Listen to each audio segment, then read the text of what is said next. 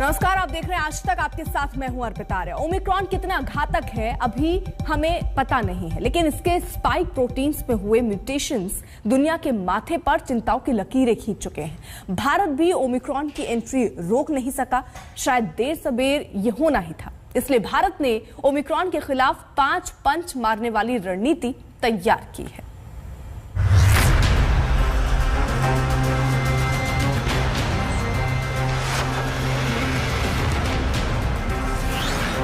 भारत में ओमिक्रॉन की घुसपैठ तो नहीं रुक सकी है, लेकिन ओमिक्रॉन को रोकने के लिए बैरियर अगर कहीं लग रहे हैं तो वो देश के अंतर्राष्ट्रीय हवाई अड्डे ही हैं।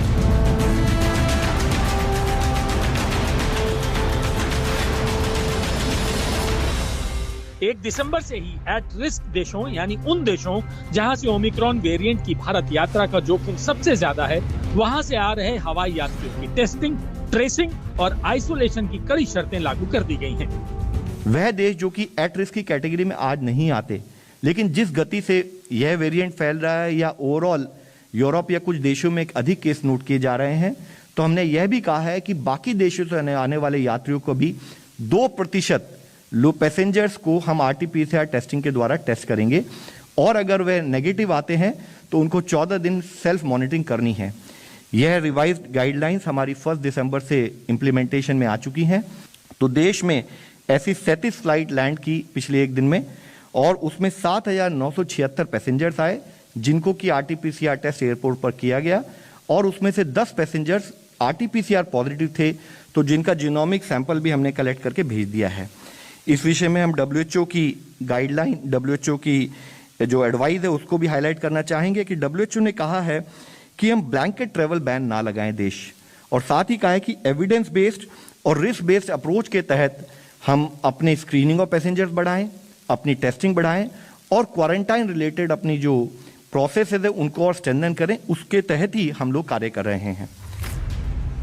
24 नवंबर को दक्षिण अफ्रीका में पहली बार पहचाने गए ओमिक्रॉन के केस 29 देशों में मिल चुके हैं, लेकिन भारत ने अभी जिन 11 देशों से आई फ्लाइट्स के मद्देनजर सतर्कता बरती है वे देश हैं यूके, दक्षिण अफ्रीका, ब्राजील, बोत्सवाना, चीन, Mauritius, New Zealand, Zimbabwe, Singapore, Hong Kong और इजराइल।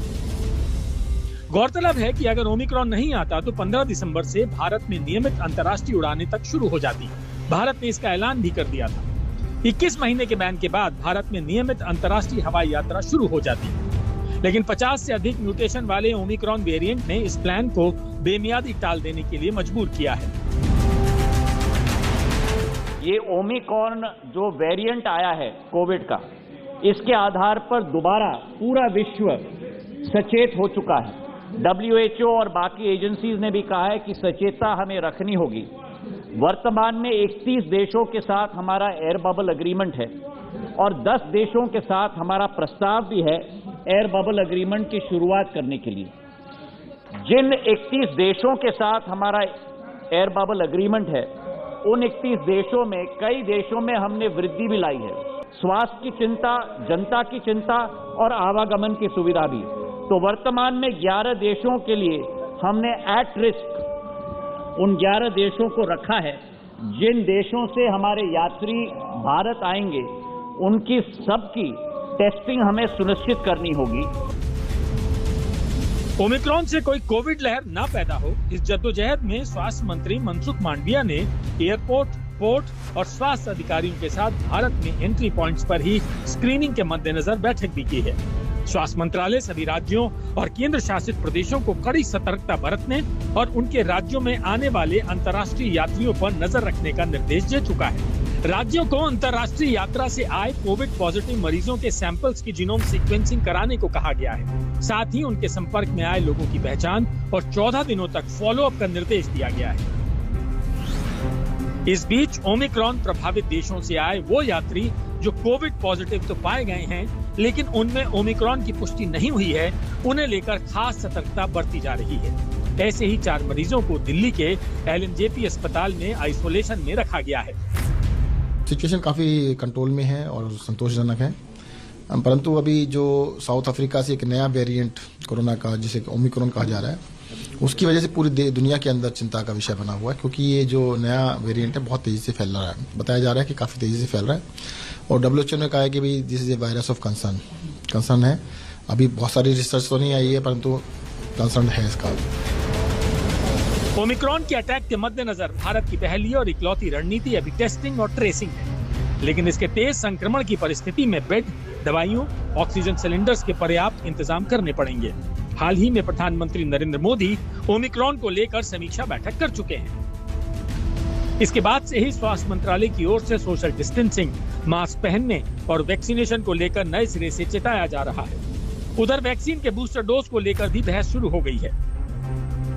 कोविशील्ड बनाने वाले सीरम इंस्टीट्यूट ने drugs controller general of India यानी DCGI से बूस्टर डोज की इजाजत मांगी है। सीरम इंस्टीट्यूट ने यूके में एस्ट्राजेनेका की बूस्टर डोज की इजाजत मिलने का हवाला दिया है और वैक्सीन उपलब्धता का दावा किया है। इस बीच भारत का कोविड-19 टास्क फोर्स अगले 2 हफ्तों में बूस्टर डोज की नीति पर घोषणा करने का संकेत दे चुका है।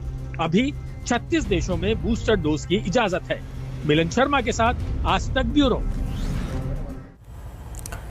अब देखिए, कोरोना के नए ओमिक्रॉन वेरिएंट ने पूरी दुनिया को अलर्ट कर दिया है और सबसे ज्यादा चिंता इस बात को लेकर है कि क्या मौजूदा वैक्सीन्स ओमिक्रॉन वेरिएंट पर असरदार होंगी। लेकिन ब्रिटिश कंपनी मॉडर्ना कह रही है कि मौजूदा वैक्सीन के ओमिक्रॉन पर कम प्रभावी रहने के चांस हैं।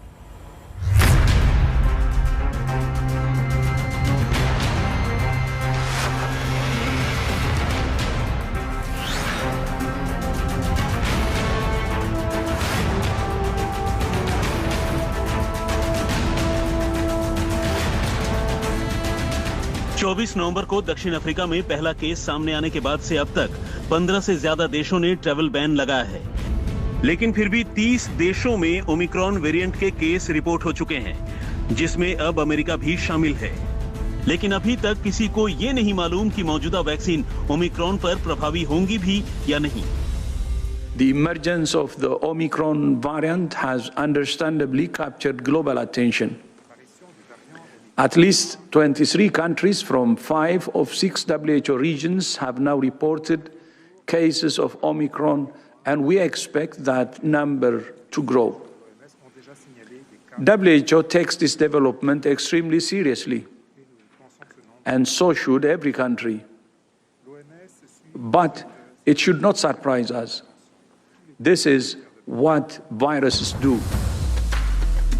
ओमिक्रॉन वेरिएंट के बारे में अभी तक जो पता चला है वो बेहद परेशान कर देने वाला है। सबसे ज्यादा डर नए वेरिएंट के संक्रमण की रफ्तार का है, जो अब तक मिले सभी वेरिएंट से 7 गुना तक ज्यादा मानी जा रही है। साउथ अफ्रीका इसकी केस स्टडी है, जहां पहला ओमिक्रॉन केस मिला था। साउथ अफ्रीका में ओमिक्रॉन वेरिएंट सामने आने के बाद से कोरोना के नए केस की संख्या दुगनी हो गई है। बुधवार को यहां कोरोना के 8,561 नए केस सामने आए थे, जबकि 10 दिन पहले तक वहां हर हफ्ते औसतन सिर्फ 1300 केस दर्ज हो रहे थे। साउथ अफ्रीका के गौतेंग प्रोविंस में पिछले हफ्ते के मुकाबले इस हफ्ते नए कोरोना केस की संख्या 330% तक बढ़ गई है। ओमिक्रॉन वेरिएंट का सबसे पहला केस गौतेंग प्रोविंस में ही मिला था, और इस वक्त वहां मिल रहे नए केस में से 74% ओमिक्रॉन के ही हैं। ये बताता है कि ओमिक्रॉन वेरिएंट से भले ही कोई मौत अभी तक रिपोर्ट नहीं हुई हो, लेकिन ये जिस तेजी से फैल रहा है, इसे अब तक का सबसे ज्यादा खतरनाक वेरिएंट बताया जा रहा है। जब ये संक्रमण शुरू हुआ था, वो अल्फा वेरिएंट से शुरू हुआ था, जिसकी R0 फैक्टर वो होता है जिससे एक शख्स को जिसको इन्फेक्शन होगी वो और कितनों को इन्फेक्ट करेगा, उसका 2.5 था। अब ये जो नया वेरिएंट आया है जिसको साउथ अफ्रीका में आइडेंटिफाई किया गया है, इसके अंदर जो म्यूटेशंस हुए हैं, ये म्यूटेशंस हैं 50 से ज्यादा म्यूटेशंस उस वायरस में पाए गए, और उनमें 30 जो है वो स्पाइक प्रोटीन पे पाए गए। तो अगर जब ऐसा होता है तो एकदम हमें चौकन्ना हो जाना चाहिए, सतर्क होना चाहिए कि इसका मतलब क्या है। जो इनिशियल रिपोर्ट्स आई हैं, लगता है कि इसका R0 फैक्टर कोई 12 से 18-20% टाइम्स भी हो सकता है। तो इसका मतलब इसकी फैलने की जो गति है वो बहुत जबरदस्त हो सकती है और बहुत सारी पॉपुलेशन को इफेक्ट करेगा, जो एक्सपीरियंस देखा गया है साउथ अफ्रीका में। ओमिक्रॉन वेरिएंट पर मौजूदा वैक्सीन्स को लेकर जो चिंता जताई जा रही थी वो भी सच होती दिखाई दे रही है। अमेरिका में ओमिक्रॉन संक्रमित व्यक्ति को वैक्सीन की दोनों डोज लग चुकी थी। इजरायल में ओमिक्रॉन के दोनों केस में संक्रमित लोगों को वैक्सीन की 3 डोज लग चुके थे। बोत्सवाना में ओमिक्रॉन के 4 मामलों में पूरी तरह से वैक्सीनेटेड लोगों को संक्रमण हुआ है, जिससे ये आशंका बहुत ज्यादा बढ़ जाती है कि ओमिक्रॉन में मौजूदा वैक्सीन से बनी एंटीबॉडी को चकमा देने की क्षमता है। वैक्सीन कंपनियां भी ओमिक्रॉन की ताकत को पहचानने में जुटी हैं। I don't know for sure how long the third dose, the booster dose, will last. I am very confident that it would last at least 12 months, but I don't know that. If we have to make a guess, based on everything I have seen so far, I would say that likely will be needed annual revaccinations to maintain very robust and very, very high level of protection. WHO का कहना है कि Omicron पर study जारी है, जिसमें अभी और 15 दिन लग सकते हैं। लेकिन ओमिक्रॉन वेरिएंट जिस तेजी से फैल रहा है, दुनिया के पास इतना वक्त नहीं है कि वो ओमिक्रॉन पर किसी रिसर्च का इंतजार करे। इसलिए एक बार फिर से दुनिया के देशों ने हवाई नाकेबंदी की शुरुआत कर दी है। फिलहाल यही एक चीज है जो दुनिया ओमिक्रॉन से बचने के लिए कर सकती है।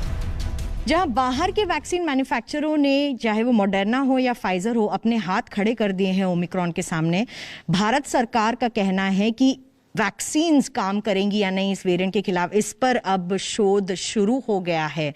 भारत में 2 वैक्सीन्स बड़े पैमाने पे यूज हो रहे हैं, कोवैक्सीन और कोविशील्ड, और क्योंकि 2 वेरिएंट्स अब भारत आ गए हैं, इनके आइसोलेट्स पर काम करके पता किया जा सकता है कि भारत में बनाई गई वैक्सीन्स अब ओमिक्रॉन से लड़ पाएंगी या नहीं। दिल्ली से मिलन शर्मा के साथ आज तक ब्यूरो। फिलहाल रुक रहे एक छोटे से ब्रेक के लिए, आप देखते रहिए आज तक। आज तक बेमिसाल 20 साल।